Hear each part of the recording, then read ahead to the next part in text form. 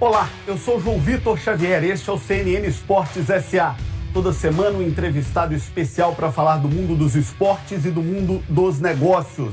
Estou com o presidente do São Paulo, direto de Orlando. O tricolor paulista faz aqui a sua pré-temporada para esse ano de 2025. Eu vou conversar com o mandatário maior do clube paulista sobre os planos, os projetos e tudo que o São Paulo se organiza para esse ano. Presidente, muito obrigado pela oportunidade. Seja bem-vindo. Prazer, João. Mais uma vez aqui com você, um programa de muito sucesso e muito gostoso participar. Estamos à disposição. Vamos conhecer um pouco mais do trabalho do presidente Casares no último ano, do São Paulo e de como o tricolor se organiza para essa temporada. Uma briga contra o tempo para consertar erros do passado e acabar com as dívidas. A atual gestão do São Paulo busca a difícil tarefa de equilibrar as finanças do clube, mas sem desagradar a torcida tricolor, que quer reviver as glórias do passado e pediu reforços. O CNN Esportes SA de hoje recebe Júlio Casares, presidente do São Paulo. O dirigente vai falar sobre as novas contratações, os desafios para 2025, o que esperar do tricolor paulista para este ano e as vantagens de fazer uma pré-temporada nos Estados Unidos. Tudo isso a partir de agora. Presidente, muito obrigado. Prazer encontrar o senhor aqui nos Estados Unidos para falar um pouco dessa pré-temporada do São Paulo. São Paulo que optou, como algumas equipes do Brasil, de fazer a sua pré-temporada aqui. Estão por aqui São Paulo, Atlético Mineiro, Cruzeiro, Flamengo, Fortaleza, todos por aqui. O que está atraindo as equipes brasileiras para o território estrangeiro, aqui para os Estados Unidos? Muito positiva. Além da estrutura oferecida, hotéis, logística, transporte, nutrição, campos de futebol com gramados naturais espetaculares, toda a condição oferecida, nós também estamos trabalhando os nossos encontros comerciais, divulgando marcas, conhecendo produtos, né? Fomos num jogo do Orlando Magic, da NBA, foi maravilhoso, jogadores aparecendo no telão o tempo todo, sendo saudável para o mundo inteiro. Eu via gente que assistindo na televisão mandando mensagem, as nossas comissões aparecendo, e nós estamos aprendendo, né? Você vê um produto como esse, primeiro que é magnífico, os jogadores disseram, puxa, que espetáculo, e você vê o que está em torno, né, disso, e outras questões que faz parte desse aprendizado da cultura. E sem perder, e pelo contrário, o principal é a performance esportiva da pré-temporada. O importante é entender que isso que está acontecendo na FC Series é a pré-temporada. É o condicionamento do atleta, onde ele treina em 2 períodos, estão presentes com nutricionistas, médicos. Se alimenta bem, né? Se alimenta muito bem. Ou seja, não é um momento que ele está numa pré-temporada na sua capital, que é uma extensão de férias, é um mês difícil. Imagina uma criança que quer ir no shopping, depois sai para jantar com a família, aquele está muito concentrado, compenetrado. Como o calendário é curto, nós aproveitamos, fizemos um planejamento. Eu acho que realmente é rentável, mercadologicamente respondido, é um grande negócio em todos os sentidos. O senhor é um homem da comunicação e um homem dos negócios em comunicação. E essa que é a meca dos negócios em esporte no mundo. Dá para aprender muito com o que eles fazem aqui também, esse tipo de interação, quando se vai num jogo do Orlando Magic, quando se vai num jogo do Orlando City. Esse tipo de interação acaba gerando uma troca de experiências, uma troca positiva para os clubes do Brasil também, presidente? Com certeza. Nós estivemos lá e comentamos cada detalhe do que você vê. O jogo é importante, vale os pontos, vale a competição, mas ele aparece sendo um detalhe, porque tem todo o envolvimento artístico, envolvimento de entretenimento, tem pessoas que vão assistir o jogo, mas elas estão lá também para consumir produtos, a dinâmica, a chegada numa arena, o estacionamento, a segurança. Existe uma dinâmica que nós temos que aprender. O futebol brasileiro, o esporte brasileiro tem muito que aprender. E para aprender você tem que ver, você tem que participar. Então eu não sou um negacionista, eu acredito que nós temos que abraçar os grandes projetos.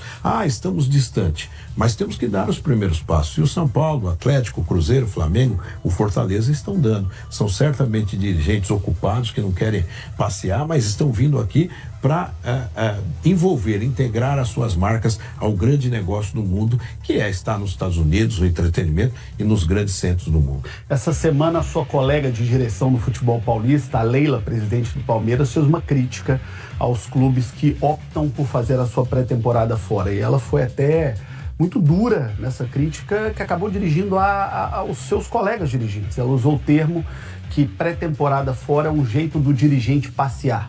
Como é que o senhor enxerga isso? Como é que o senhor viu essa fala da Leila? Doeu no senhor, no São Paulo? Como é que vocês tratam essa posição dela? Eu primeiro me surpreendi. Eu conheço a Leila, nos demos sempre muito bem. Nós não temos assim grandes divergências. Ela pensa o futebol também como negócio. Eu me surpreendi quando eu vi. E ontem eu disse que o São Paulo não tem o hábito de falar de outras instituições, o que é verdade. Então o São Paulo está focado no que faz, está direcionado no que faz. A opinião dela é importante desde que ela não queira, ou não foi convidada, ou não queira vir. É uma decisão interna corporis daquela instituição que ela representa. Então eu me surpreendi. Eu achei que foi fora da normalidade.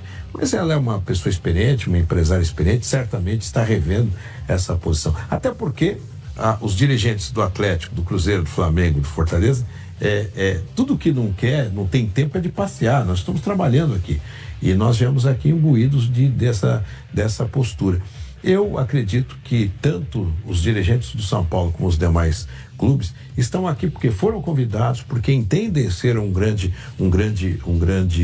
grande pré-temporada, mas mais do que isso, porque estão aqui promovendo o que eles fizeram no passado, que forma uma tradição histórica de um clube. O São Paulo é tricampeão do mundo, é um clube que tem uma dimensão global e nós não podemos ficar apenas pensando de forma local. E o São Paulo tem isso dentro da sua ambição, da sua história. É por isso que conquistou o mundo 3 vezes. O senhor se sentiu de alguma maneira desrespeitado, presidente? Não, aquilo que eu te falei, João, não foi nem desrespeito, eu fiquei surpreso, porque ela não é normal, né, ela fazer esse comentário, fiquei surpreso, mas eu continuo a respeitando. Eu acho que uma mulher que está dentro de uma gestão do futebol, ela é importante, com um player importante no futebol.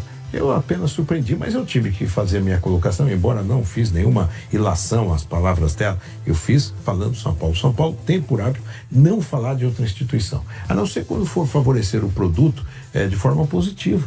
Aí cada um tem a sua característica, o seu perfil. Eu acredito que os demais dirigentes também não vieram a passeio. Essa parte foi a parte mais chata da situação, porque, veja bem, ela nos conhece, ela sabe que nós temos uma dedicação, uma devoção. Todos esses empresários que representam esses grandes clubes brasileiros não estariam se aproveitando do futebol para passear.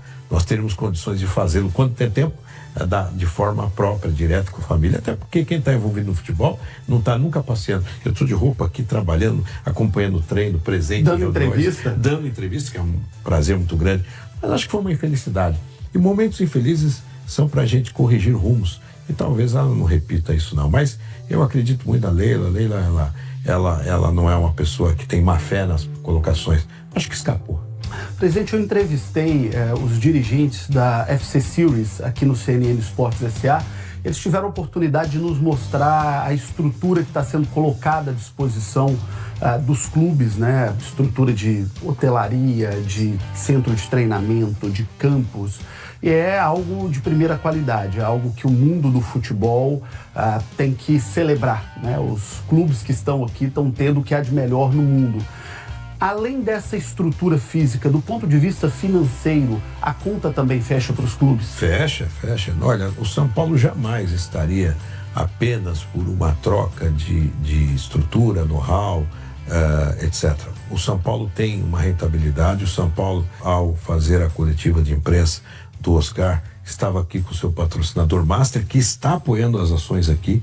Então o São Paulo tem uma rentabilidade, é algo que é o ganha-ganha de todas as pontas. E eu, às vezes, João, eu vejo algumas pessoas da televisão, dos setores de blog, etc., que também se colocam dando opinião, o que é normal, é democrático, mas eles falam assim: eu tenho certeza, o clube tal não ganhou nada. Quer dizer, ele tem mais certeza que o nosso financeiro. E essa precipitação da informação é ruim. Um clube como São Paulo, como Atlético Mineiro, Cruzeiro, Flamengo, Fortaleza, jamais deslocaria, faria toda uma mudança logística se primeiro não fosse planejado, segundo se não fosse algo rentável para suas marcas, para os seus patrocinadores e para as finanças do clube.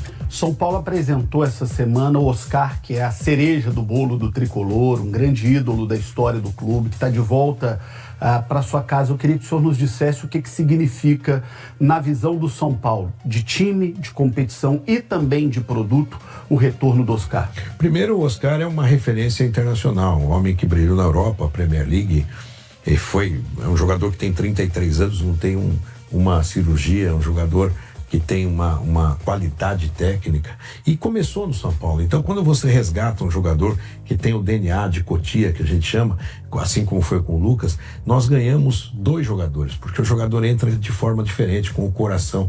Você vê que quando o Lucas chegou, era um atleta extremamente motivado, não é aquele jogador que vou encerrar a carreira no Brasil.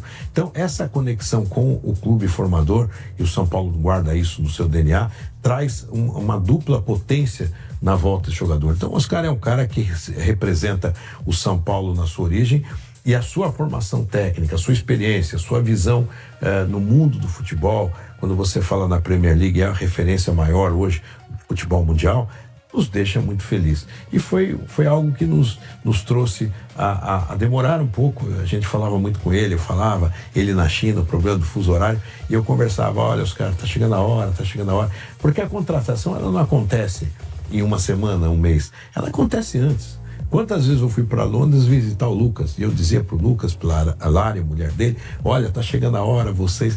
Então, acho que o dirigente, ele tem que ter essa relação muito próxima do atleta, e principalmente de um ex-atleta, que você conheceu, que você conviveu, que você viu formar. E com o Oscar não foi diferente. Então, nós estamos muito felizes. Quanto tempo essa negociação com o Oscar, presidente? O Oscar, a gente tem falado com ele mais ou menos desde julho, agosto.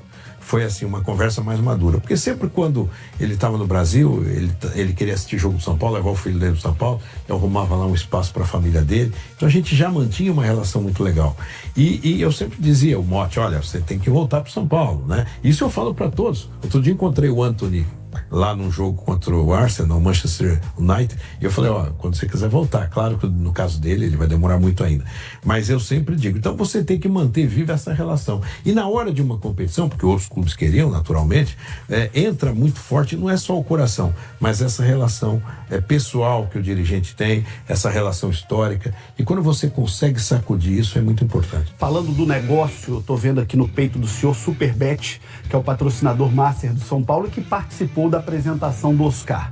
Quando o Oscar veio, surgiram rumores na imprensa de que ele estaria vindo num negócio atrelado à Superbet, a Superbet pagaria o salário do Oscar.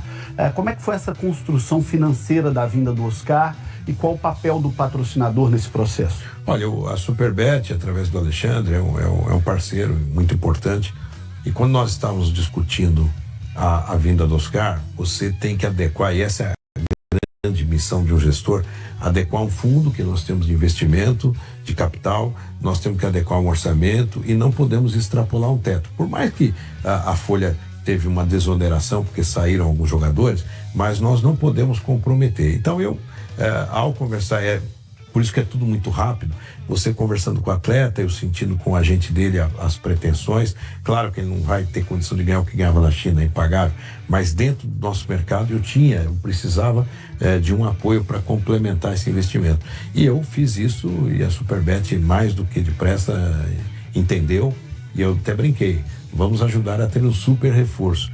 E veio mesmo, e deu certo, então hoje não estamos onerando o nosso orçamento dentro do teto que estabelecemos, também com o esforço fundamental e com o investimento da Superbet.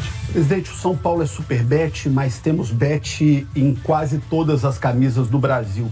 Qual que é o impacto da entrada desse mercado, a partir de 1º de janeiro agora, um mercado oficial? Houve uma legalização do setor no Brasil. Qual que é o impacto disso para o futebol e qual que é a importância desse setor hoje para o futebol? Bom, hoje ele representa em clubes quase 90% de patrocínio. Se as bets acabassem, nós veríamos um grande problema nos clubes de futebol. E a bet é importante, como é importante em outros pontos do mundo, mas claro que precisaria ser regulamentada como será. Eu acredito que nós vamos viver uma transição, que nós não podemos escolher a bet como vilão, nem a bet como a salvadora da pátria, né? A pessoa quer ficar bem de vida, ela quer apostar e ela faz qualquer coisa. Mas também ela não pode ser encarada como alguém que tira o leite da casa das pessoas. Tem que ter uma conscientização. Eu acho que a regulamentação vai mostrar isso, talvez um comprometimento orçamentário de cada brasileiro que queira apostar. Até porque o Brasil é um país da aposta, né? Você tem loterias da Caixa Econômica Federal. É o jogo do bicho, então tradicional, bicho, né? Que é uma contravenção legal. Eu chamo de contravenção legal, porque todo mundo sabe que tem, todo mundo sabe que é contravenção, mas ela existe. E ela tem muita credibilidade, porque as pessoas recebem, né? Então, nós precisamos entender que as bets vão passar por uma transição. E dentro desse espaço comercial e que é o produto de apostas, ela vai ter no futebol, com certeza, a grande alavanca, porque o futebol é uma aposta. Eu me lembro da década, eu sou mais velho aqui, na década de 70, o surgimento da loteria esportiva era uma coqueluche, na época era uma coisa brilhante, hoje ela perdeu o seu espaço. Então, o brasileiro, eles gostam da aposta, isso está dentro da cultura. Se ela for bem feita, com dispositivos educativos para que as pessoas não se comprometam, todo mundo ganha. Ganha o apostador, ganha a casa de aposta, ganha o clube e ganha o entretenimento. Presidente, vamos falar um pouquinho da realidade financeira do São Paulo. O senhor me deu o prazer da visita aqui no programa há cerca de 2 anos e o senhor tinha 2 ansiedades naquele momento. Foi. Uma de levar o São Paulo de novo a títulos importantes, e o senhor levou, ganhou a Copa do Brasil, ganhou a Supercopa, o Tricolor voltou a gritar campeão em alto nível, como a torcida do São Paulo é acostumada em sua história. E a outra apreensão era a apreensão financeira. Me lembro do senhor dizendo da dificuldade financeira que o senhor recebeu o São Paulo, e tenho visto entrevistas do senhor, da sua equipe, do seu time, e em todos os momentos o São Paulo fala muito da necessidade de ter os pés no chão, de respeito orçamentário, de que ainda há uma dificuldade financeira a ser enfrentada. Como é que está a situação financeira do São Paulo hoje? João, ela é uma situação difícil, né? Se fosse fácil, nós não estaríamos nos recorrendo ao fundo, porém, ela tem uma dívida muito próxima de um potencial de faturamento anual, quer dizer, é grande, mas não é preocupante no sentido de não deixar a máquina rodar. Mas o São Paulo, ele vai, você fez bem essa colocação. Quando nós assumimos no auge da pandemia em 21. Você não tinha bilheteria, não tinha marketing, às vezes não tinha nem jogo, eram suspensos os jogos. Então, como é que aquela indústria ia sobreviver? Mas nós optamos exatamente no risco de tentar recuperar a autoestima do torcedor. O São Paulo bateu todos os recordes de público da história do São Paulo, porque ele começou a ver uma diretoria, um presidente que veio da arquibancada, mas uma diretoria que falava com cumplicidade. Olha, e o que aquele torcedor queria? Foi o que você falou, ganhar, resgatar títulos. Então, naquele momento, como eu tinha a perspectiva de 2 mandatos e conseguimos os 2 mandatos, a primeira parte era tentar resgatar o torcedor. Veja, disputamos 5 finais e ganhamos 3. Ganhamos o Paulista logo na pandemia, depois chegamos em 2 finais em 22 com vice-campeonatos e depois ganhamos a Copa do Brasil e a Supercopa Rei. Então, 5 decisões e ganhar 3 é um grande resultado. A partir do segundo tempo, que é o segundo mandato, aí sim, nós vamos priorizar, estamos priorizando essa organização financeira, essa condição de que a base do São Paulo e o estádio sejam vetores do futuro do São Paulo, porque não tem que ser diferente, e com isso nós vamos não deixar de ver a parte competitiva. Essa é a equação mais difícil. Você tem que segurar um teto, um orçamento, mas você não pode deixar escapar uma competitividade, porque se você tem o terrível momento de cair para uma Série B, as coisas desmoronam. Então, clubes brasileiros já enfrentaram isso, fizeram até um bom trabalho de gestão financeira, mas na parte competitiva não conseguiu traduzir. Então, o torcedor tem que entender, às vezes, que você ou estabiliza a dívida, aumenta ela no momento, para que você conquiste, para que depois você faça uma lição de casa com muito mais musculatura. O São Paulo foi um dos clubes que menos vendeu jogador. Eu me lembro que na janela, antes da final da Copa do Brasil, nós tínhamos interesse em 4 ou 5 jogadores. Se eu pudesse vender, eu daria superávit naquele ano, etc.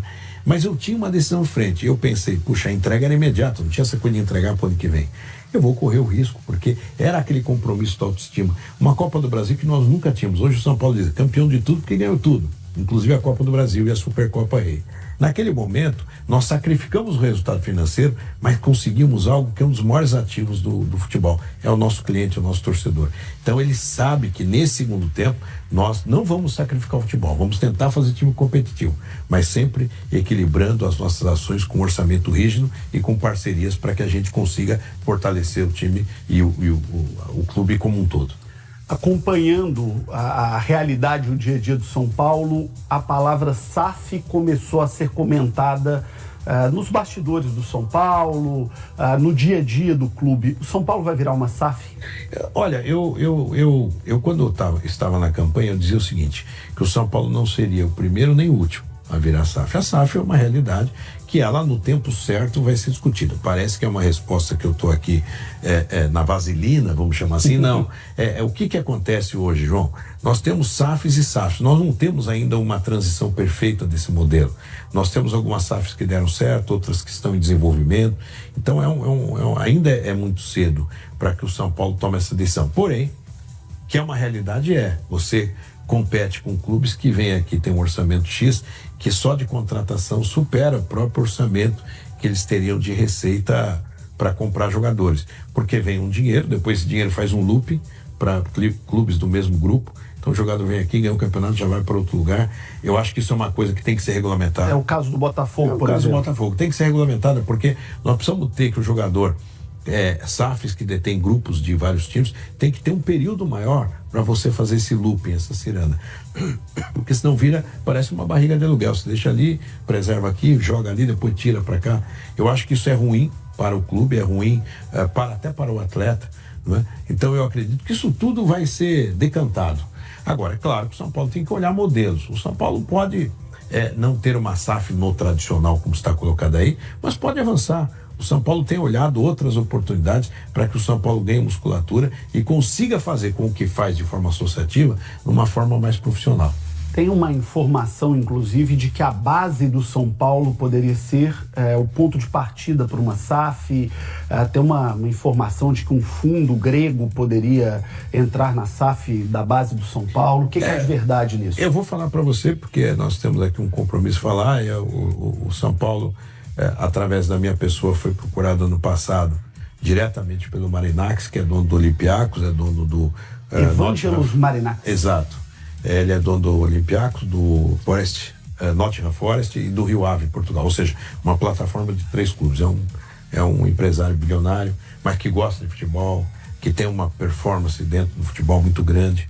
E ele me procurou, queria me conhecer, eu também não o conheci pessoalmente. Tivemos um encontro em São Paulo quando ele esteve aqui, depois eu tive 2 encontros com ele em Londres e estamos conversando sobre grandes projetos. Agora, eu não estou falando em SAF. E muita gente às vezes entende, quando eu falo da base, não é vender base, porque o São Paulo tem um patrimônio próprio, tem o know-how, tem os seus profissionais, tem um patrimônio, isso é inegociável. O que São Paulo tem que entender e que os formadores de opinião têm que entender é que esse mercado de base mudou. Antigamente você revelava, tinha o tal do olheiro, hoje é scout, né? Então esse jogador vem, ele forma, ele com 12, 13 anos já tem 2 agentes, já tem um procurador que já auxilia a família e ainda você tem o risco se ele vai ser profissional ou não. Então, ou até o risco dele sair antes de poder ter um contrato com o clube. Sair antes de ter um contrato, exatamente. Então, por quê? Porque hoje há um outro mercado. Qual que é esse outro mercado? É o mercado da base. É o mercado mais importante do que o mercado do time profissional. Por quê? Porque o menino com 18 a 21 anos, ele tem um valor de mercado na série A da faixa comercial de preço, etc. Então, se você tem condições de competir nesse mercado, você vai formar muito mais jogadores, vai trazer legado esportivo para a instituição e vai vender bem. Se você só ficar na questão da revelação, pode acontecer de revelar, como o São Paulo revela, mas esse jogador já vem com sócios, porque quando você recebe um jogador, ele já vem fatiado. Você pega um jogador que o São Paulo tem 60%. O que você vai fazer? Não aceita, ele vai para outro. Eu queria ter 100%. E não é mais assim. Então, esse mercado mudou. O que o São Paulo, de novo, está fazendo de forma inédita é olhar esse mercado e se adaptar a esse mercado. Então, a vinda de um investidor é com que ele ganhe o retorno do que ele colocou, mas me dê condição. Em vez de vender 1 Beraldo por ano, vender 4, vender 5. E com isso, ele ganha, nós ganhamos e não compromete o patrimônio. O São Paulo ficaria com uma parte desse jogador, esse empresário, esse investidor com uma outra parte, e isso mediante um aporte inicial que poderia ser usado na base e no time profissional. Sim, você tem vários aspectos. É uma operação, na verdade você não está montando uma SAF de patrimônio que leva a estar, não. É uma operação onde você vai ganhar no êxito. Então o São Paulo é majoritário, e esse investidor ele vai fazer um aporte onde você pode ir para o mercado, aumentar a sua produção de atletas, ou seja, se você tem uma plataforma que você oferece 20% de jogadores da série A, que a gente chama, depois B e C, nós vamos tentar jogar esses 20% para 40%, para que os 40% de jogadores categoria A sejam produtos para atender o profissional. O São Paulo tem feito agora uma copinha muito boa, se vai ganhar ou perder, não sei, mas ganhar uma Copa do Brasil contra o Palmeiras, tem aparecido jogadores importantes. E esse investidor vai fazer a sua participação para que a gente siga, para que ele consiga estabelecer o retorno do seu investimento. Presidente, o São Paulo tem um valuation, não só dessa parte da base, mas um valuation do clube no geral. Quanto vale o São Paulo hoje? É difícil, o valuation do São Paulo é enorme. Imagina se eu precificar uma operação apenas com essa operação que eu estou dizendo na base, sem patrimônio, etc., e ela tiver um valuation importante, como terá, o que valeria um São Paulo? Se eu colocar o Morumbis, aquela área social, o centro de treinamento, a marca do São Paulo, porque quando você adquire ou se associa a um clube dessa magnitude, você está, assim, transacionando uma história, né? Por que os clubes do Brasil, esses clubes estão aqui em Orlando, aqui na Flórida? Porque tem por trás deles uma camisa pesada, uma história. Então é muito difícil hoje, e até porque o que será uma venda de um grande clube? Infelizmente, o que eu receio e que tem acontecido, que alguns clubes estão virando SAF pela dívida. As dívidas ficam atingindo um montante muito grande e os clubes vêm aqui virando refém disso, claro, e vem um investidor e paga a dívida e leva. O que nós queremos, se um dia o São Paulo for discutir isso no seu tempo certo, é recuperar o São Paulo para que ele tenha musculatura, não negociar pela dívida, mas sentar no balcão de forma adulta dizendo, aqui vale-se tanto, e aí vamos negociar. Mas, pelo que eu entendi, é questão de tempo. O senhor disse uma frase que me marcou muito nesse primeiro bloco. São Paulo não vai ser o primeiro, mas também não vai ser o último. Ou seja, será? É uma tendência, porque você imagine se você ficar no mercado desse, com 20 clubes da Série A, e você ficar com 4 ou 5 clubes isolados. Você vai ser asfixiado. Essa é a palavra. Eu tenho visto clubes, o Fortaleza virou SAF, não foi vendido, mas hoje ele é uma SAF. É um módulo que ele está esperando um momento para transacionar. O Santa Cruz parece que virou SAF, é português, é um movimento. Então nós temos que olhar esse movimento e claro que lá na frente ele vai estar mais decantado e mais depurado. De volta com o CNN Esportes S.A., recebendo o presidente do São Paulo, Júlio Casares. Estamos na concentração do São Paulo aqui em Orlando, o São Paulo fazendo a sua pré-temporada nos Estados Unidos. Presidente, no bloco anterior falamos muito sobre o São Paulo, sobre a organização, sobre o clube. Queria falar de marketing com o senhor que entende muito bem. Foi um grande diretor de marketing, de negócios, do mercado da comunicação. O São Paulo teve talvez a jogada mais impressionante da história do marketing brasileiro, que foi a transformação do tradicionalíssimo Morumbi, com uma letrinha só virou Morumbis e valeu alguns milhões para o São Paulo, além de uma aula de comunicação e marketing. Como é que surgiu essa ideia e como é que São Paulo encarou como um clube tradicionalíssimo que é essa jogada de marketing de negócio? Então, João Vitor, é um trabalho feito a várias mãos, inclusive eu quero aqui mencionar o Eduardo Toni, que é o nosso diretor de marketing, um cara atuante, enfim, o Zé Eduardo na área da comunicação, toda a equipe de comunicação e marketing, enfim, nós temos sempre elaborado algumas ideias que vão além do que a gente sabe dentro do DNA do clube. Eu, quando cheguei no São Paulo há muito tempo atrás, quando fui diretor de marketing, eu recebia colocações daquelas pessoas mais experientes dentro do conselho. Não me venha falar em name rights aqui, isso é impossível. Puxa vida. Aí devagarzinho nós fomos conceituando alguns names internos, né? Morumbi Concept Hall, que é uma unidade de lojas, restaurantes. Foi difícil. E era óbvio, né? Quando você vai aqui em centros como os Estados Unidos, muita gente dizia, mas para que restaurante? Vai terminar, vai perder assentos, cadeiras, uma divisão arcaica. E nós fomos vencendo. E quando chegou esse grande sonho do Name Rights, o Eduardo Toni nos chamou e falou, olha, vamos apresentar aqui. E nós trabalhamos muito a ideia de que a gente pudesse ter marcas que tivessem essa conjugação de aumentar um S, entendeu? Também pensamos na época Morumbi, e caminhamos por vários exercícios. E quando veio o grupo Mondelez, nós sabíamos que tinha um produto que é o campeão deles, que é o Bis. Aí, puxa vida, fomos lá trabalhando, e na apresentação nós fazíamos um ato contraditório. dizendo, poxa, um estádio como o Morumbi, que é conhecido, muito conhecido como Morumbi, como vai se chamar automotivo, carro tal, banco tal? Não é tão simples, é um desafio maior de comunicação. Porque não é o início de um nome, né? Já é um nome consolidado há 50 anos. 50 anos. Então você fala assim, agora o Morumbi é Volkswagen, estádio Volkswagen. Não é tão fácil. Morumbi é Volkswagen, você pode fazer uma conjugação, etc. E nesse momento, nós fomos trabalhando na apresentação, o cliente olhando, falando, poxa vida, adequação de marca, não sei se ele está pensando no modelês, no produto, e no final nós colocamos lá o Morumbi.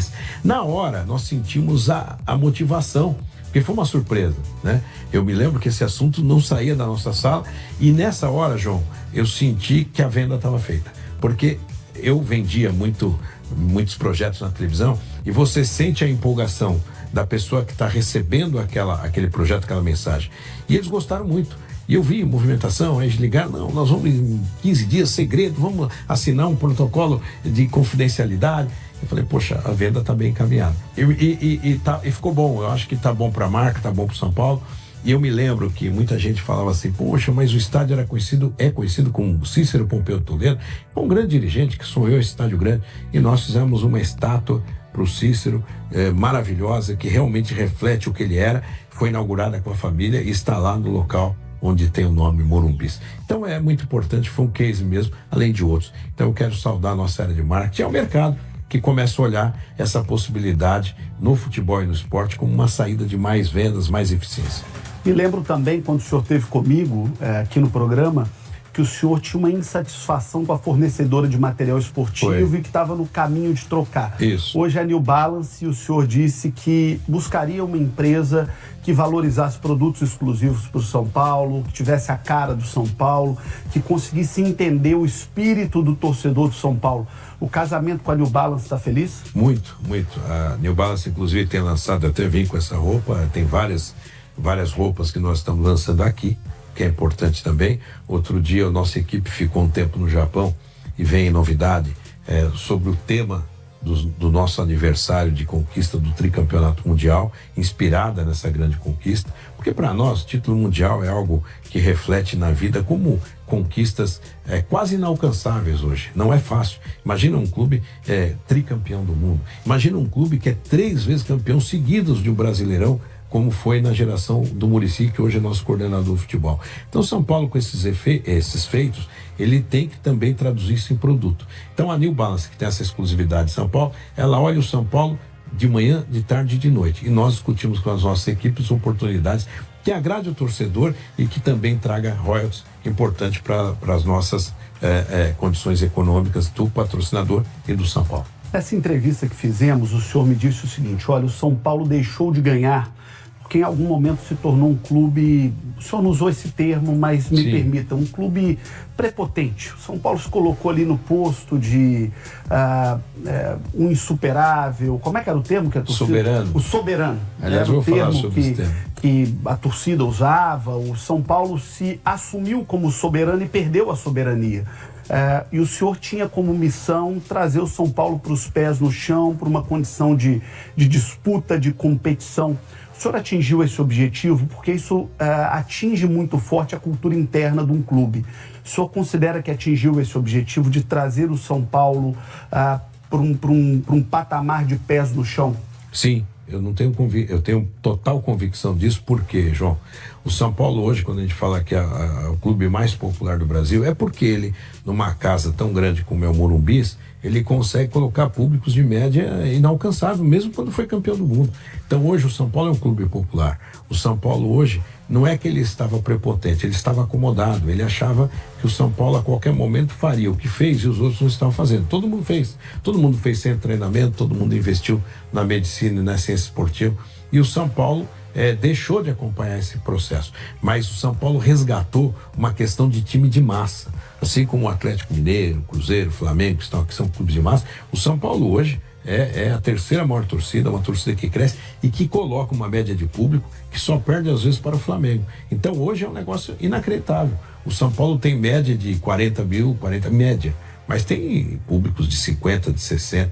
Então a torcida do São Paulo hoje é muito popular e ela não tem mais aquela história que tinha na década de 60, década de 70, um clube de elite. Não, o São Paulo hoje é estratificado, ele tem gente séria, muita gente em volume na classe A, B, C, D e E, e principalmente o D e E, que não tinha acesso ao estádio, teve uma política de inclusão e nós criamos 2 setores populares, um coberto e um descoberto, para 14 mil lugares. E é um setor muito bom. É o primeiro que lota, porque as pessoas vão mais no jogo, né? Presidente, por falar em estádio, em espaço, o Morumbis é um grande estádio, um patrimônio do futebol brasileiro, mas é um estádio mais antigo.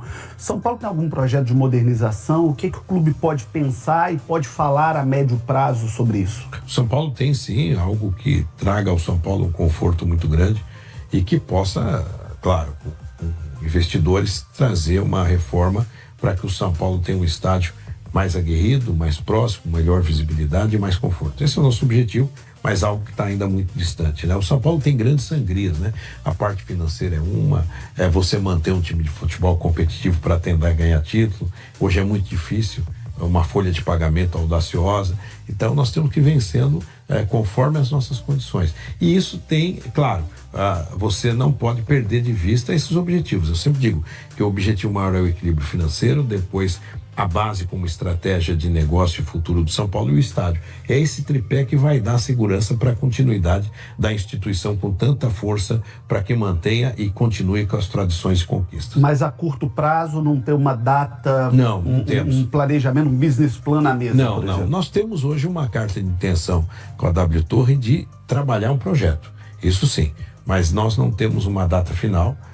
Estamos trabalhando para ter um pré-projeto, vamos chamar assim. Presidente, falando de bola, o que aconteceu que o Rames Rodrigues não deu certo? Essa é a grande pergunta, né, João? Porque todo mundo fala que nós precisamos de meia, e realmente futebol, aquele meia clássico, né? Você vê o Ganso, vê outros jogadores, falta, né? E o Rames é um meia espetacular, porque se ele jogar na seleção, se ele jogar nos clubes que ele joga na seleção... Impressionante isso, né? É impressionante. Eu estava na Copa América. Duas pessoas diferentes. Totalmente. Eu estava na Copa América, sendo chefe da delegação de seleção brasileira, infelizmente não fomos bem, e eu encontrei o Rames, ele me deu uma camisa dele, e eu falei, pô, Rames, se você jogar 20% que você jogou na seleção, você é titular no São Paulo. Sim, estou me adaptando e tal. E ele não deu certo agora no clube da Espanha, agora ele foi para um time do México. Agora é um grande jogador, né? É um jogador que eu vi treinos do São Paulo que eram maravilhosos, mas ele não conseguia dar uma sequência no treino, na parte física, e aí infelizmente não deu certo. Nós trouxemos ele junto com o Lucas e foi aquele arraso. O Lucas voou e ele não conseguiu colocar a sua condição técnica, que tem muito. Eu não sei, o futebol tem dessas coisas. Eu me lembro de um tempo, João, que jogador às vezes ia muito bem na seleção brasileira, não ia bem em clube. Os caras falavam jogador de seleção, jogador de clube. Parece que tem algumas coisas que acontecem com grandes craques. Mas no caso do Rames, eu não sei se é a limitação física dele. Então, ele sabendo disso, ele quer ficar num grande clube, vai ser lembrado, porque na Colômbia ele é o rei e joga bem na seleção. Então ele vai lá, ele vai dar tudo que ele pode. Não sei se ele tem a noção de que ele pode ter essa limitação. Então ele joga no clube se poupando. É a impressão que nos dá, não estou falando que é verdade, mas ele joga no clube se poupando. E aí ele vai numa Copa dessa, dá carrinho, joga, enfim. Agora é um grande jogador, foi uma pena, porque ele é um dos talentos vivos que estão aí e seria muito bom para o São Paulo se ele desse certo. Para o futebol brasileiro. Presidente, qual que é o objetivo, qual é a meta desportiva do São Paulo para esse ano? A meta desportiva do São Paulo, claro que quando a gente fala em orçamento, tá dentro das premiações, etc. O São Paulo é tentar entrar em cada campeonato, tentar ganhar o que for possível, competindo, porque... veja, ganhar é difícil. São 20 clubes na Série A e hoje cada vez mais clubes preparados. Você vê o Bahia, o nível de investimento que está fazendo, que é uma SAF, e todos os demais clubes. Então hoje ganhar está ficando muito mais difícil.